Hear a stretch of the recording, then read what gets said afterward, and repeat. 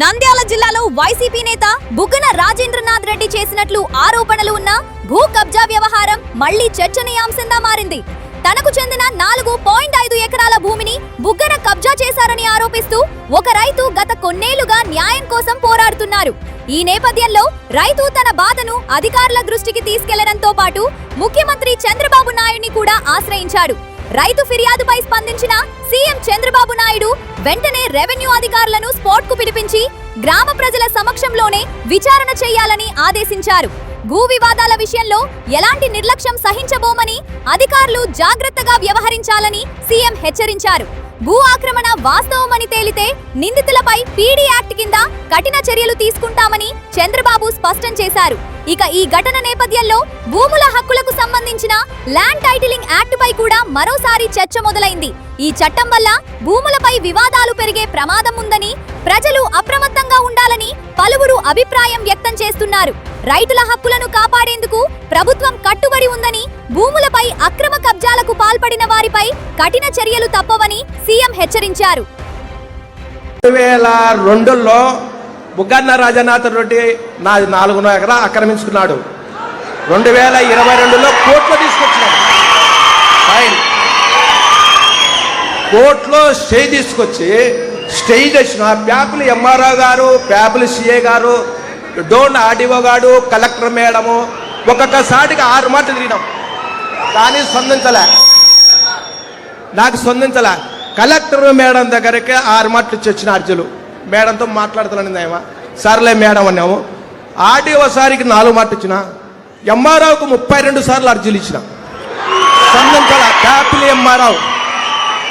ప్యాపిల్ MRO అనుమతించి చేనులే పోతాం madam, 110 ఏళ్ళ చేను నేను ఏ ప్రకారంగా బుగ్గరాజేంద్రకి పెట్టాలా అని అడిగినాం. నువ్వు ఇస్తేనే కదా నీకు కలెక్టర్ దగ్గర చేను ఇది అంటది ఎంఆర్ఓ. ఆర్డీఓ సార్కి వచ్చినాం, ఏ లేదు. కానీ భూమి 110 ఏళ్ళ భూమి పొద్దు 4.5 ఎకరా ఇడిచిపెట్టుకోవాలంటే నేను ఏ ప్రకారం ఇడిచిపెట్టుకోవాలా? ఎక్కడ తిరిగినా ఎస్ఐ చేనులో పోతే పట్టకొత్తాడు, ప్యాప్ల్ ఎస్ఐ చేనులో పోతే కేసు రాశాడు. నాది నా కొడుకు పెద్ద ఆయన ఏ కేసు రాయదా అన్నాడు. ఓటర్ ఈ ప్రకారంగా వైఎస్ఆర్లకు ఇబ్బంది పెట్టి మా పొలం దెంకపోయి మమ్మల్ని ఇంట్లో రానికున్నా చేనులోకి రానికుంటే ఏం తిప్పలు పడాలి రైతుని. ఓకే తమ్ముడు, నీ పేరేంటి? మా రామచంద్ర, పోలెం రామచంద్ర, పోదొడ్డి గ్రామం, ప్యాపిల్ మండలం, డోన్ తాలూకా, నంద్యాల జిల్లా. నువ్వు తిరిగి అలసిపోయావు, చాలా నువ్వు పర్ఫెక్ట్ గా ఉన్నావు. ఇప్పుడు ఆర్డీఓలు ఇక్కడ ఏ ఆర్డీఓ ఇది? ప్యాపిలి డోనే కదా? RDO Dhone RDO come here. Hello. ఇప్పుడు ఆయన అన్నిసార్లు తిరిగాడు. ఏంటి, వాట్ ఈజ్ యువర్ ఇన్ఫర్మేషన్? రేపు రాబోయే రోజుల్లో ఇవన్నీ కూడా ఎవరు తప్పు చేసినా నేను గ్రామ పంచాయతీల్లోనే పెడతా, ప్రజల్లోనే పెట్టి ఆ సమస్యను పరిష్కారం చేస్తా. వాళ్ళు ఎంత పెద్దోళ్ళైనా కావచ్చు.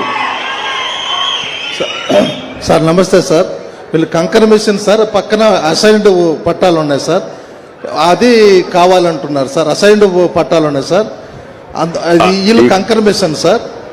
అసైన్మెంట్ పట్టా ఈందా ఏరే వాళ్ళది సార్, ఏరే వాళ్ళది సార్ అసైన్డ్ పట్టాలు. ఆయన చెప్పేది నువ్వు మళ్ళా జాగ్రత్తగా నీకు తెలియకపోతే స్టడీ చేసుకో సార్. మంచిది సార్.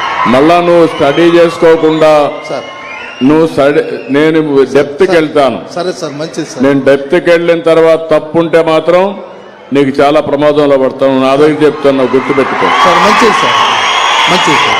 నువ్వు స్టడీ చేసావా? యూ డూ వన్ థింగ్, నేను ఇస్తాను, స్టడీ చేసి మినిస్టర్కి పంపించండి. నువ్వు కరెక్ట్ గా రికార్డ్స్ అన్ని స్టడీ చేయి. అతనికి కానీ ఏ మాత్రం డాక్యుమెంట్ ఉంది, ఎవరి పేరుతో ఉంది? ఇప్పుడు ఎవరి పేరుతో ఉంది? అది పోలెం రామాదేవి. ఎవరావిడ? భార్య.